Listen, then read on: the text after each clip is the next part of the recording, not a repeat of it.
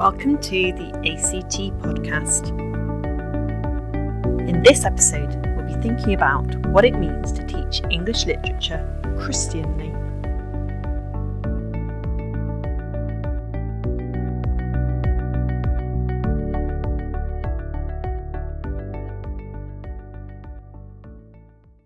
In the upcoming months, we are going to be doing a series of podcasts which will examine how, as Christian practitioners, we can think about applying a Christian worldview to the subjects we teach in our classrooms. And we're going to be starting off tonight or today, whenever you are listening to this recording, in the English classroom, which, as it happens, is the place that I feel most comfortable being a trained English teacher. However, I am honoured to have two contributors who are way more qualified than I am to speak about this, who also happen to be trustees of the Association of Christian Teachers. So I'm really, really privileged to welcome Nigel McQuoid and Sarah Jane Bentley to join me in a bit of a discussion about teaching English and teaching literature in particular. So thank you so much, Nigel and Sarah Jane. I wonder if you could both tell us a bit about yourself. Nigel, could you kick us off, please? Okay, well, I'm an old man, so I've taught for more years than most of the listeners, I guess. I'm a retired head teacher. I started teaching English and drama in 1982. So the good old days of CSEs and 16 pluses and O levels before the GCSEs came in. Taught literature, obviously language at 16-year-olds. There wasn't a language course at A level, I don't think, at that stage. And then I gravitated away from the classroom, promoted beyond my abilities, I'm sure. Tried to teach all the way through my headship, and enjoyed teaching A level and children who struggled with English. So yeah, a bit of a mix. Taught in the UK, and my last 5 years before retiring were teaching and headship in the Gulf. But you're not just twiddling your thumbs and sitting at home, are you now, Nigel? Well, I retired at 60 because we lucky teachers can, if we're old enough. And I'm trying to support Christian charities in schools and international development, a variety of things. So yeah, not keeping my hand in the classroom, unfortunately, but still interfering with schools. Interfering. Fabulous. So Sarah Jane, how are you interfering with schools? Lizzie, thank you so much for inviting me on the podcast. I think it's a great thing that the Association of Christian Teachers is doing, and I really hope that our listeners are enriched by our discussion tonight. And what a great thing to speak about English literature in the classroom. I've come from an English university degree. I studied English at Oxford, which was a very long time ago now. And since then, I initially worked in journalism and strategic communications.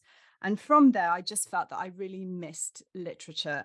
I went back into school and I have taught English in the independent sector, teaching in all boys' schools, in all girls' schools, and in co-ed schools, both in Britain and overseas. So I have around 16 years of teaching experience now, I think, and I've taught GCSEs and A-level language and literature, mostly the international syllabus, and I'm still teaching now. Well, fabulous. It's great to have those two different perspectives, like kind of slightly more historical perspective, but also the contemporary, the current point of view. You mean you've got an old man and a young woman? I was trying to ameliorate that, but you know. Okay. So we're thinking particularly about literature in this particular episode. And as English teachers, I think that I'm presuming we all value the power of narrative, not just in the idea of kind of spinning and entertaining yarn, but more widely in encouraging critical thinking, in developing students' writing skills, engaging with historical commentary. And you might even say that literature serves as a gateway towards the horizon of learning. And it widens understanding, widens knowledge about the world. But why is teaching literature even in a largely secular context, which I imagine most of our listeners will be in, why is that a great opportunity for the Christian teacher, do you think? Is it? I mentioned before that this concept of being a Christian teacher or being a teacher who's a Christian, I think there's a variety of nuances there. I enjoyed language. I enjoyed ideas and imagination. And so I liked the idea of teaching children those things. And English was the vehicle in schools for doing that. It's hard. I think it's impossible not to be yourself in a classroom. If you try and act, it doesn't stand up very long. So I think as a Christian, I was teaching English and I was a Christian. I'm not sure that I was trying to teach in a Christian way. I was just teaching and I was a Christian. So obviously some of my thoughts would come out, some of my focus would come out, my interpretations would come out. I tried to balance it with other people's interpretations. So I tried to be kind of not neutral, but balanced. But I don't think I ever thought, right, how can I teach Christianly? But obviously, as we'll probably get onto, the texts, in fact, the first 3 texts I was given for my O-level class made it almost impossible not to talk about Christian things. But my main attraction to literature was, let's talk about imagination. Let's talk about the things we want to talk about, because that will tell you things about yourself. And when you read somebody else's things, it will tell you something about them as well, more than just how many male characters, how many female characters, and what the plot was. It will tell you way more, and that's way more interesting, in my opinion. So I suppose you're talking now about the value of communication, language.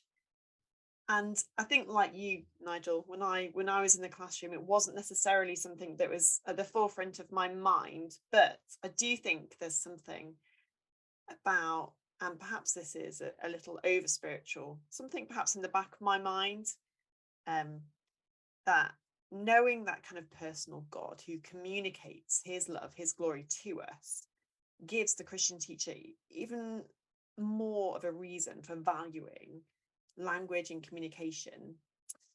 But so Jane, I wonder whether for you there's anything in the importance of stories. I know that stories are very effective ways of communicating concepts, and I wonder whether anything in that kind of rings true for you, or whether there's a completely different perspective on this. Yes, I think it's a great question for us to explore, because human history is a story. And for us in the church, it's the story of God's people. And so what's amazing, I think, about being an English teacher and a Christian is that we know the author, who is also the main character of the story of our lives and of all of life. So stories speak to the human heart, they engage us, and they're sort of designed to captivate our imagination and to reflect something about the nature of who we are. So literature is this amazing gift that encompasses so many subjects, but it does so in a way that we can analogically explore topics that might otherwise seem rather dry. So stories are memorable, stories are entertaining, stories are subtle, and so a story can teach us something without us even realizing. Stories are not trying to be didactic initially, I think. So that's one of the wonderful things about teaching stories in English literature. And I think another thing that's really special about it is that poets make stories for us. And poesis is a Greek word that means to create. And when a writer creates a story, he creates it out of words. It's the closest that human beings can get to creating something out of nothing, which is like what God did in the beginning when he spoke the world into existence. So there's something really fascinating and almost mysterious about stories, and perhaps the sort of divine inspiration that might be at work there.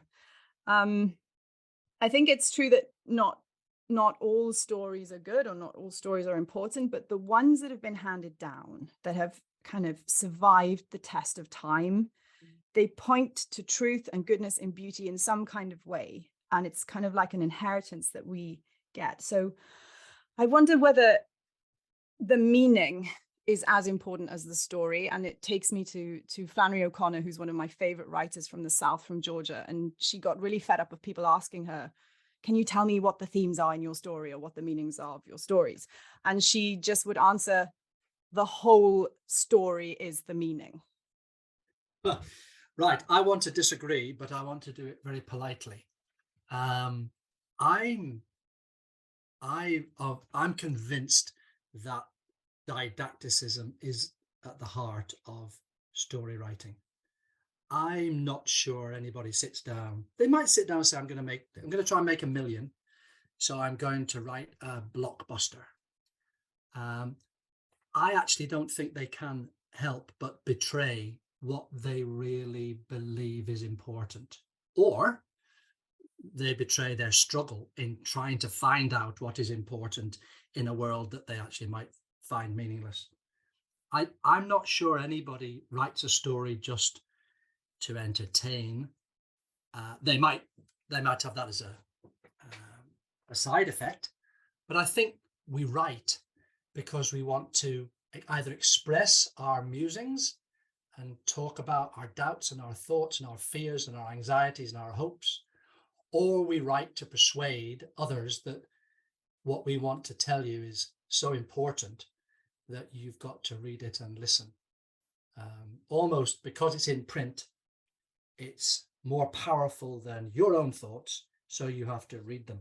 So I'm not sure if that's a total disagreement, but I'm not sure. Tell me, SJ, what does O'Connor mean that the whole story is the story? Was she not trying to present a worldview? Was she not trying to create characters who you were supposed to like or dislike because of certain things that they stood for? Or was she simply thinking, well, even, Goldilocks and Three Bears is saying something about what's important about sharing or caring or not going into other people's houses and eating all their porridge. Am I too black and white that every story writer has an ulterior motive, whether it be to laugh or to cry or to moan or to despair or to preach? Well, I don't think we disagree. I agree that stories teach us things. They definitely do. But I'm with C.S. Lewis in his essay on criticism. He talks about how you don't go into an art gallery looking to be improved. That's not why we go and look at art. We go and look at art because we think we're probably going to see something beautiful or something that's going to help us see things in a new way with different eyes. And so I think didacticism is absolutely there, but it's not the first thing. I think you get that added in. I think you seek first the kingdom of God and all these things are added. So I think it's kind of like, what else does C.S. Lewis say? He says, aim for heaven and you get earth thrown in as well. I think it's literature and stories is more than just teaching us lessons, because that's what we do. We teach lessons, right? I don't write stories, sadly. I wish I had the time. So we're not writers, we're teachers, right? And we teach lessons, and maybe we are more didactic than the storytellers. But I think they are doing something different. And when she says the whole story is a meaning, she's saying you can't separate bits out of this. This is a complete work of art that is distinct in itself, and you've got to look at it as it is. So she didn't write many likable characters. She said the prophet in you needs to see the freak. And she wrote characters who were shocking and violent. And her stories teach really powerful moral lessons. But that's not what she set out to do. Yeah, I suppose that the story wraps the truth up in something more interesting than if I just wrote an essay on revolution and dictatorship. Then it might be a lot drier than Animal Farm. So probably to get your message across, you dress it in attractive clothes rather than the suit that I'm not wearing. So maybe the maybe the imagination is key. I think also it's the ability to try to put into words what you feel. And that's the English language part of it, isn't it? How do I explain to you, wife, that I love you? How do I put those things into words? And, there are better people than I, and we quote them, don't we, when we're trying to say how much we love people.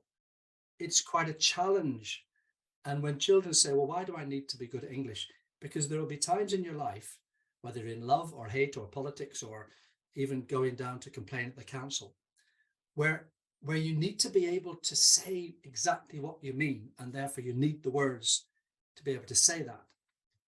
So when Jesus is described as the Word, and that's a very deep concept, but word, communication, meaning, how does God explain himself to mortals other than almost, not in despair, but in his plan? I will show them, I will express to them myself by becoming man.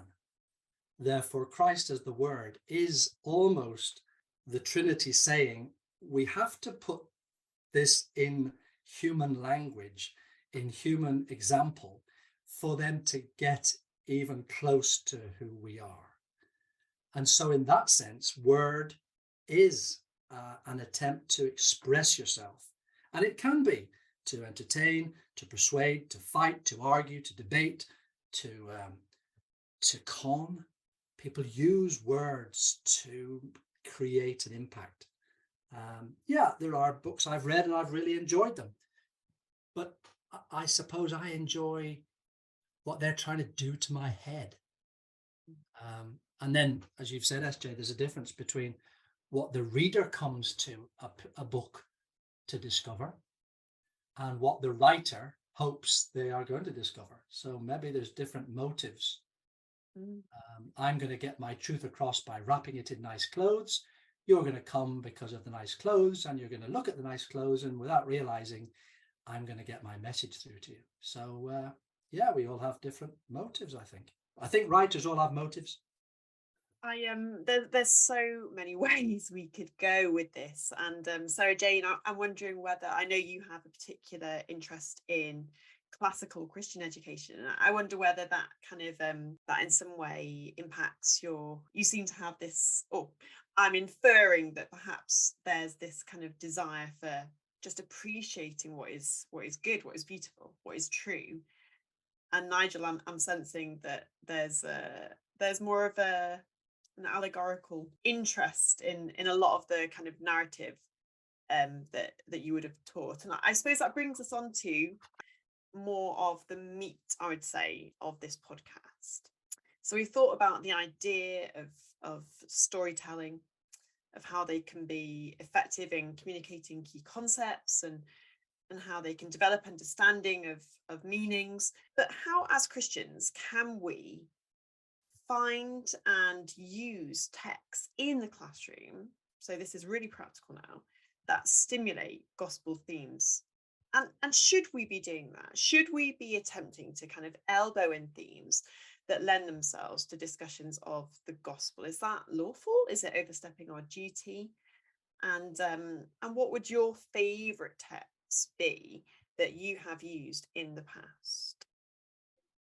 So in response to your question about whether we should be sort of manipulating our roles as teachers of English in order to proselytize or evangelize, I think absolutely not. That is not what we're in the classroom to do. We have been put there to do our job to the glory of God, and that is to teach the syllabus that we've been asked to teach to get the best possible results in all kinds of ways, and enjoyment of literature as much as exam results. But I think also you don't need to particularly try hard to find Christian things in literature. It's actually impossible not to find them. So the question is, like, if you have eyes to see and ears to hear and others don't, how does that work in the schoolroom? I always wonder about that. It's impossible to teach Shakespeare without knowing something about the Geneva Bible, which I'm sure Shakespeare whoever he may have been, had open on his desk when he wrote the plays. Charles Dickens is a kind of gospel witness in Victorian England through his text, but he writes it as myth. So it's there, but it's obvious to some people and not to others. Now, I don't think anyone, Christian or not Christian, as a teacher, should be depriving children of the full view of what's going on in the text. So if it's there, it has to be taught. That's our job. I also think Jane Eyre is another book that's very, it has a lot of redemptive patterns and movements in it, and that is it's a very difficult book to understand if you don't engage with the Christian ideas in the text. So and would you say then that kind of drawing out those themes and then applying a Christian lens, that would be a dereliction of duty not to apply that kind of Christian perspective? Yeah, I think it would be slightly deficient, because you wouldn't ever fully understand the text, and that it needs to be taught. I find that the most fruitful way to teach is to try and understand where the writer was coming from. This is very unfashionable, I know, but where's the writer coming from? What was the context in which they were writing? And trying to be as true to that as possible, first of all. So you get a really good foundation in, okay, what does this actually mean?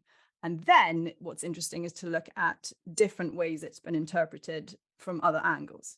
So, that's when you can start to, I suppose, put on different lenses and look around. But not all texts do have a strong Christian shape or message or imagery, but the ones that do, it's hard to miss. And I think it's a shame if you do, because you then don't really understand what the book is about. But I think the other thing that's important to say is that I don't know if there are gospel themes in literature, because I think that all of literature is under the lordship of Jesus Christ. So everything that comes up is going to be related to something that's said in the Bible. The Bible isn't silent about any aspect of life.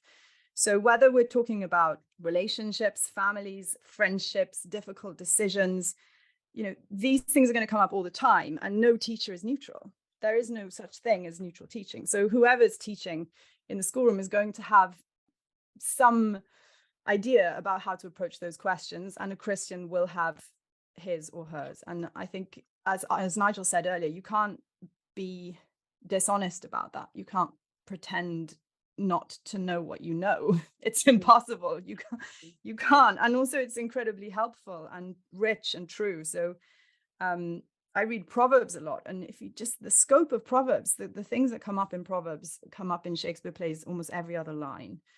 I don't think we need to be afraid or trying to force anything. I think it's all just been given to us as a great gift to go and explore. Let me talk about a boring English lesson, and I taught many of them, so I know what I'm talking about. There is bad English teaching, and there is a way not to get an A. And I think if you want a solid C, you just go in, and when you're asked about a book, you just, know the plot, know the story, know the narrative, know the characters, and you'll get a C. You'll not get an A. So if we even want to just talk about good teaching, you need to try and engage your children.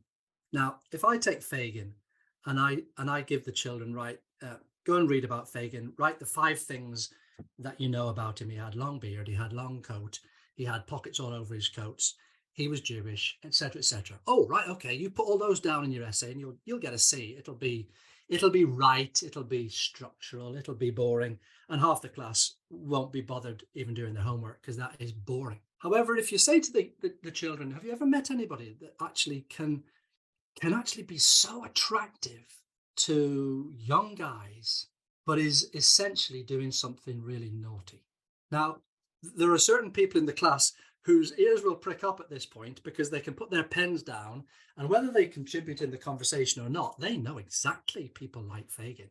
And they also know exactly why the boys could be doing something that they know is wrong, and yet enjoying it and living on it and justifying it to themselves. Now, to me, if you start looking at Fagin as that kind of character, then you start to push towards a B and an A. I don't want to be cynical enough to say, and that is all that matters about literature, can you get an A? But if you want to talk about effective teaching, you've got to touch in literature beyond just write down the following notes, remember them and regurgitate them. You've got to excite people about the people and the characters and the message that's there. Is it right that we like Fagin? Is it right that we like the devil in Paradise Lost at the beginning? Is it right that we like people who are bad?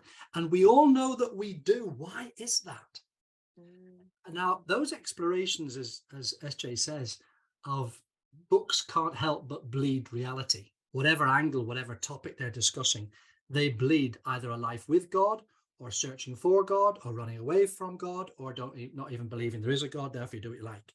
So every piece of literature has a dynamic that you can reveal to children. And when you reveal it to them and you talk about it, you don't then have to go, and therefore Fagin was a bad figure and he, you need to become a Christian. You aren't teaching in isolation. This isn't a lecture like at university where you have got no clue about the lecturer. You just see him walk in, put his papers down, spout on for 55 minutes and then go. They know you as a teacher. And therefore, if you talk about Fagin being bad because he's wicked and he does the wrong things, and they see you doing the wrong things when you're around school, or the way you go and treat people in other situations, or the way you speak to people in the playground, which actually the children say, he's just been teaching us about such and such a character in literature, and he made us think that that was wrong, but he flipping does that. Children are watching us all the time, so if they know you're a Christian, they'll be trying to piece together what you say in the classroom with what you say in other contexts. And therefore, it is this holistic witness that we are, rather than how many times do we mention Jesus in a term. I think everything breathes either truth or something worth talking about, which ultimately will lead children to think about truth. And the Holy Spirit will take them way beyond we can. So I think that's absolutely right. And that, I think sometimes as Christian teachers, we can be afraid of overstepping our duty. But I think we should look at it the other way around. We should be afraid of not living up to it. Christ was the greatest teacher who ever lived. That's our benchmark. And helping young people to navigate their lives, especially in the teenage years, the moral decisions they have to make, helping them to understand what it means to grow up, trying to equip them for that and to help them to get wise. There's no limits to, how prudent and generous we need to be with goodness and truth and beauty in the classroom. And the Good Samaritan wouldn't have been half as memorable a story if Jesus, after telling it, went out and just walked past a leper and just kind of ignored him. That it was the lifestyle of the storyteller that made those stories live. Now, I might contradict myself in saying, yeah, but we don't always know the backstories of every author, but we can get a pulse for what they think by what they've written. The only reality would be whether they're a hypocrite, if what they write is not what they live.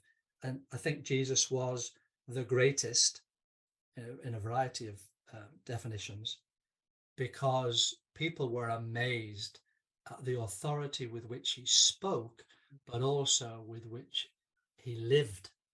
And there's a challenge to us. We can all spout a great assembly, but if we go out and we're unkind to people, then we just prove we're hypocrites. We don't undermine what we said in the assembly, because that's the truth, but we don't live by it. I want to take us back to something Lizzie was talking about earlier, which was about language and a kind of distinctly Christian relationship with language because of who God is. And what you just said, Nigel, made me think of Chaucer, and he writes in, I think it's in The House of Fame. I probably got this wrong, but he says the word moet accorder with the deed, which means the word must agree with or be affirmed by the action, right? So you can't say one thing and do another, because then you're a hypocrite. And I think that the power of language is so tied into that, because there's truth in our hearts, right? We know the truth, and there's truth out there all over through the world because God has put it there, and we can go and discover it. And language itself is a gift from God. And that's such a profound and amazing thing to just think about for a minute, because that is a gift we've been given, that there are sounds we can make and pictures we can draw, and they convey meaning. Right? Language conveys truth. That's incredible. But of course, that's a Christian theology of language, and lots of other religions, I think, borrow from that. Otherwise, why would you teach literature?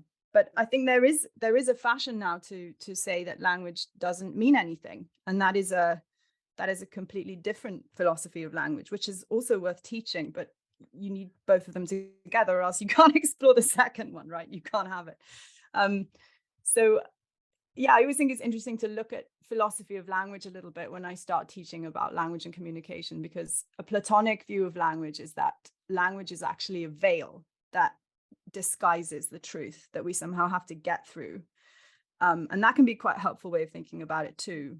But God spoke the world into being. And so that's the power of God's language, that his actual words are deeds. And when we're working with language in the schoolroom, I just get so excited about that. And I love teaching vocabulary. Probably sounds really boring, but I love looking at the etymologies of words and where they've come from. And so often you learn so much about the Christian heritage that we have in England just by looking at where a word has come from, all the way back often to the Greek and then the Hebrew. It is that kind of irony when you use that quote, I'll probably misquote you, that language is meaningless. And the irony is that the richness of that philosophy wrapped up in 4 words, or however language is meaningless, 3 words, you wouldn't be able to express that view if you didn't have the language to express it. So you get that kind of circular irony.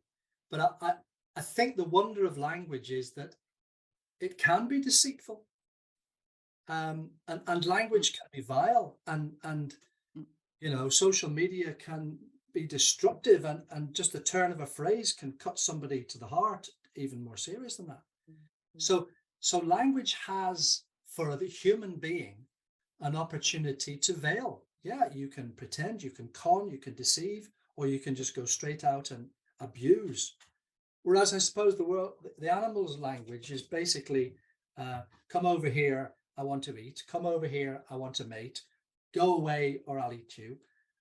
I don't suppose, there are many monkeys who will have a conversation. Oh, I didn't think you meant that. And, oh, no. Not much nuance there, is there? No. Yeah, and I think in that sense, that's why we are made differently. We are made in the image of God, because we can express choice, and we can express the way we want to be and go. Now, therefore, words are, I suppose they're a bit of a veil to penetrate. Certainly human words are, and the divine scriptures are there for people to either believe and accept as the revelation of God, or to dismiss as a dusty old book. But there's the choice that we have. And I think literature and words give us the opportunity to understand and then make a choice.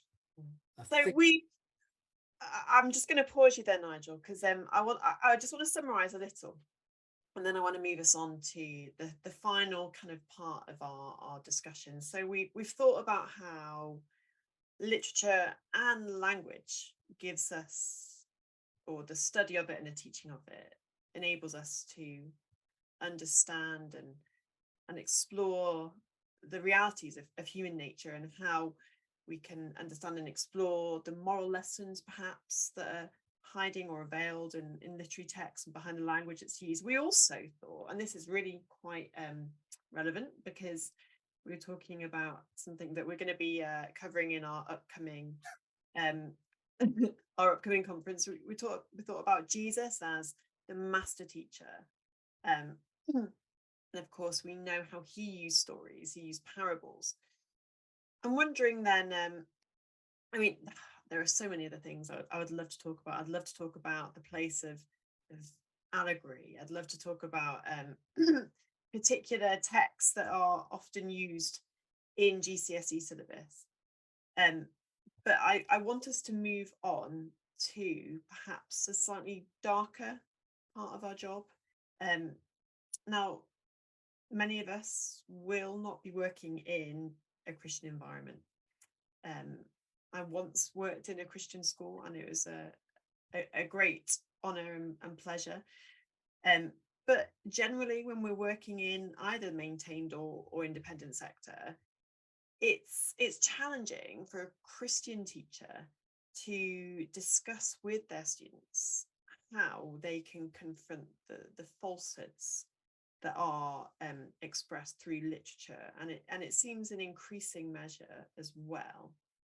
So what would you say are the particular dangers that Christians face in the teaching of literature, particularly in this current age? Well, this is a challenge all the time for all teachers. I don't think it's specific to Christians. It's a tough job, and we're all called to do it to the best of our ability. I suppose one thing is, when we go into our schoolrooms, do we think that this is a place which is a battlefield of ideas, or is it a place where we're seeking harmony? And sometimes it's both of those things, and sometimes it's a peaceful place where we're all in agreement, and sometimes we need to have more of a Socratic kind of dialectic where ideas can clash and figure each other out. So obviously all teachers are bound by the law, by government policy, and by school policy, and Christian teachers should be particularly hot on all of those things to know exactly where they stand. But it's a concern for everyone. We need to make sure that the things that we teach are age appropriate, that we're honoring the parents of those children, that we're honoring the good name of the school. All of those things are things we have to really work hard to get right. So what are some of the pitfalls for teachers? Well, I think Christian teachers working with English literature, particularly at A level, are working a lot of the time with critical theory. So one of the pitfalls could be, and this could be for any teachers, that you could fall into the pit of teaching critical theory and not teaching literature. Your main job is to teach literature. So don't fall into the trap, because literary theory is kind of parasitic, and it will try and take over. I was just thinking the word seductive, just as you were speaking, SJ, because that whole concept of, and again, this is very biblical, and excuse my bluntness, the devil is a deceiver, and the devil is a seducer, and the devil puts things that tempt in humans' way. He's not going to offer you the most vile soup which tastes of gravel and say, come and eat this. He's going to try and present something that meets what you want. And that whole idea that we're going to be given texts that seduce and lead us away from God, that is the devil's agenda. And therefore, the power that he has, whatever you think of the power he has over this world, and those who live in it, who don't want to follow God through Christ, will be that they also will want to take us away from truth. They will want to present to us something that sounds, oh wow, that's actually quite interesting. And therefore, you're right, we have to be on our guard, because the enemy is trying to pull us away from the simple, clear, beautiful truth of a Christ who comes to redeem those who don't deserve it. So yeah, all these theories that float around are at their simplest level an interesting distraction, and at their profoundest level an attempt to take you by the chin and turn you away from looking at God. Well, I think it's, again, back to Lizzie's question, what are the pitfalls? I think another pitfall for Christian teachers could be to think that an exam syllabus can deliver an education in English literature. I don't think it can. I think you've got to be inspiring beyond that. You've got to teach the syllabus to the absolute top of your ability, and it's got to be done well. I've had the luxury of working in the independent sector, where I do have the time and the capacity to be able to teach outside of the syllabus a lot. And so inspiring young people to read is, I think, much more of an education than getting your GCSE or your A level. And it's much harder to do. Northrop Frye says something like, teaching literature is impossible. This is why it is difficult. And that's absolutely true, right? Because it's something that is caught, not taught. I honestly think that. You can show them things and you can say, this is a great thing to read. Try this. And then some of them will read it and some of them won't. We open Scripture and ask the Lord to water the seed that he just lets us sow. And in the same way, opening Macbeth, telling the kids what it means, telling them exactly what to write down in the exam, creates a pretty sterile response. Opening that to their questioning about witchcraft, about pride, about manipulation, about greed, about motive, and asking them to reflect on, as you leave this classroom, how does your life work with those things going on in your life too? Enables them to have the subconscious language of experience to go into the world and think, do I want to be like that person? Does that situation impact me? How am I going to respond to that? But surely we commit everything we do to God that he might use it and bless it in whatever way. And therefore, fear might be the pitfall. Be more relaxed. Open the book. Talk, teach, help them to get the right words to express what they mean.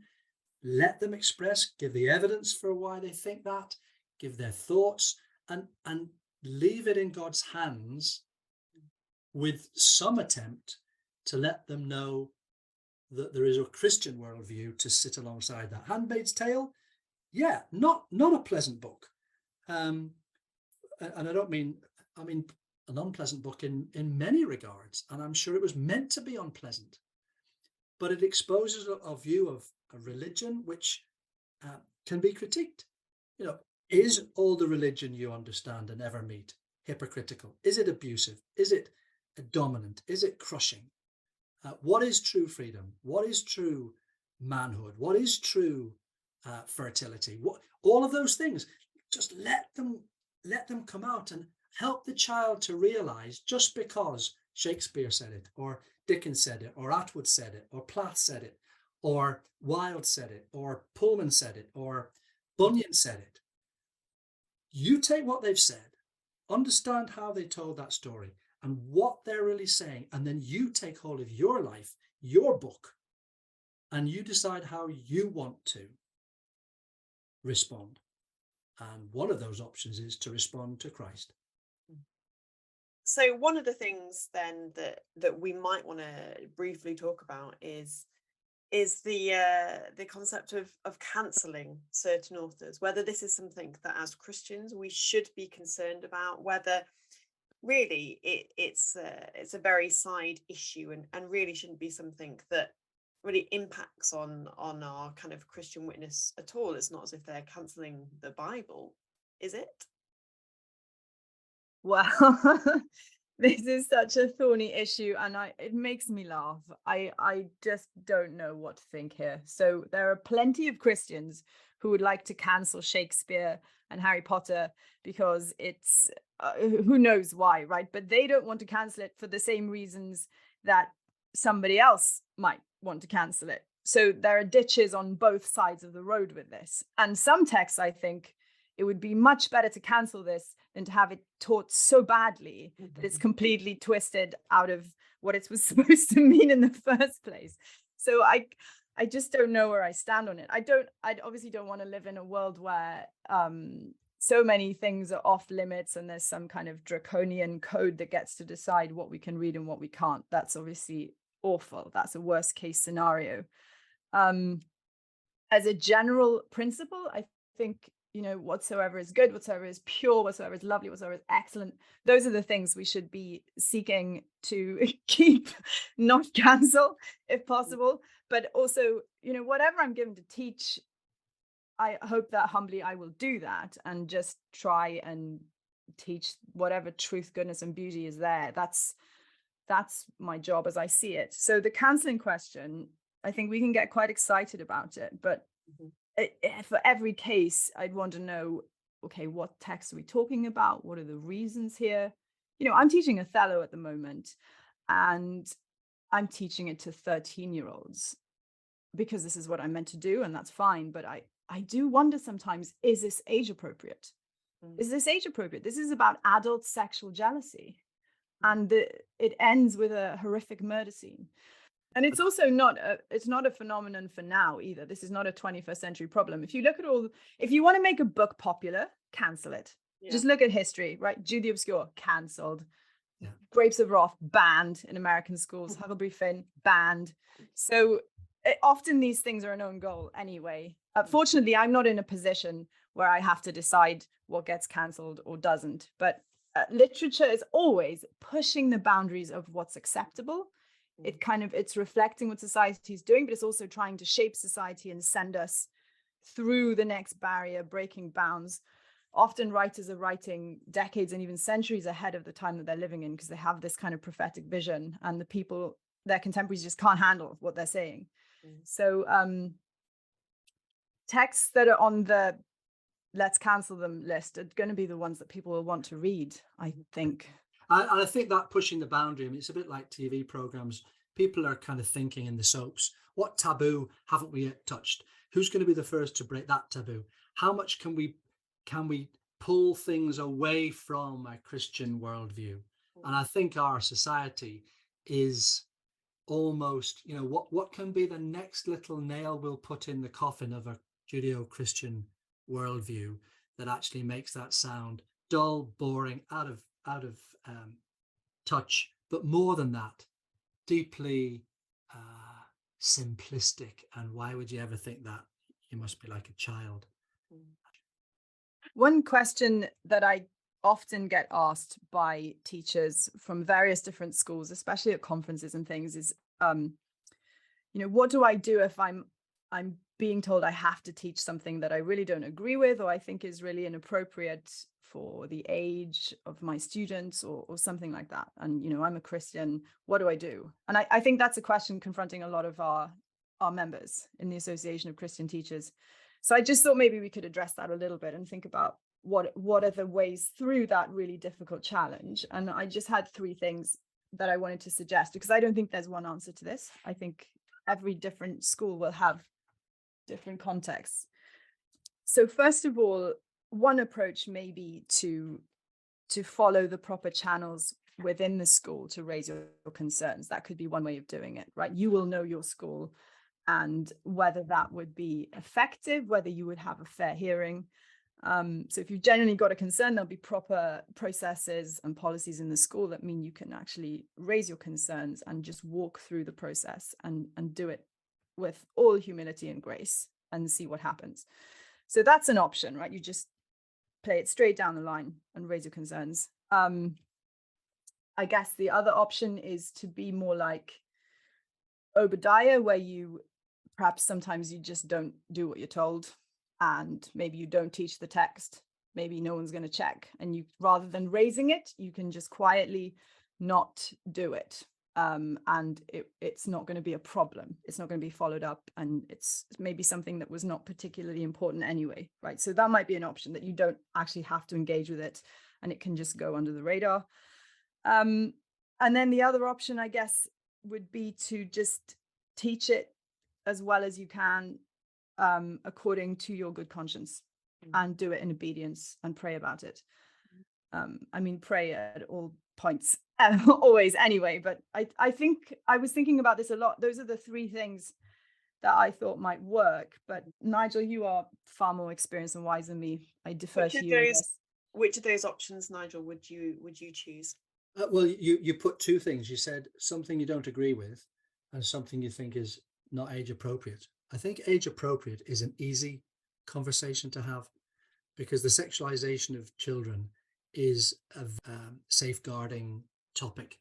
And I think that there will be lots of people without a Christian faith who will have that question about whether certain texts are appropriate for the age of children that we're dealing with. So I think that's a relatively easy one to go on option A. Take it to the head of department, say, look, are we sure about this? as far as agreeing with it or disagreeing, I don't think you need to worry. I think you can teach a book you don't agree with, but don't teach it as if you do agree with it. You can teach The Handmaid's Tale without agreeing with Atwood's view on Christianity, but you can allow the children to critique whether or not their experience of religion is similar to Atwood's presentation of Gilead. I think not deliberately going against an instruction, I think, is unwise. I think it just opens you to obviously discipline, etc. But if it's a matter of such conscience that you will not do what you're told, so if you're told to go and say the Bible is a load of bunkum, and you decide I'm not going to do that, then if you're prepared to be sacked on that, and I would be, then I probably would raise it through the proper channels. And when they told me I had to, I would refuse, and then I'd get the sack. So I don't think I would do it without making the point and making an objection, because the objection might be upheld.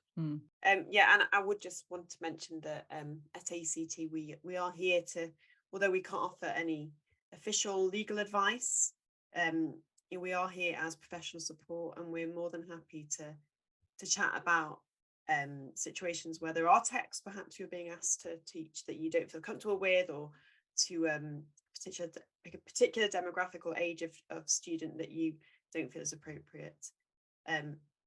So I think I'm gonna draw the bulk of our conversation to an end. I think I never managed to prize out of you the information that I really wanted to find out, which is, what is your favourite text to teach and why? And I'm going to give both of you, and this is going to be a really hard challenge because you're both incredibly verbal, incredibly cerebral. I'm going to give you one sentence in which to explain your answer. So, Sarah Jane, favourite text to teach and why? Paradise Lost. Milton sets out to justify the ways of God to men. Why did you let her go first? Ladies first. Well, that was my sentence, because it shows young people how deceitful rejecting God and how attractive it can appear. So if you take that away from me, I wouldn't go far from Macbeth or Oliver Twist. I think they open the themes naturally that show children a mirror, and end up them asking the question, how do I get out of those kind of messes? That was a long sentence, but it did finish with a full stop. I didn't expect anything less from you, Nigel. Well, thank you so much. Thank you both for your incredible contributions. I'm in awe. I wish that I had been listening to your thoughts, your inspirational kind of wanderings about this topic when I was in the classroom. And I pray and hope that this does many English literature teachers good, as they seek to serve Jesus in their classrooms as well.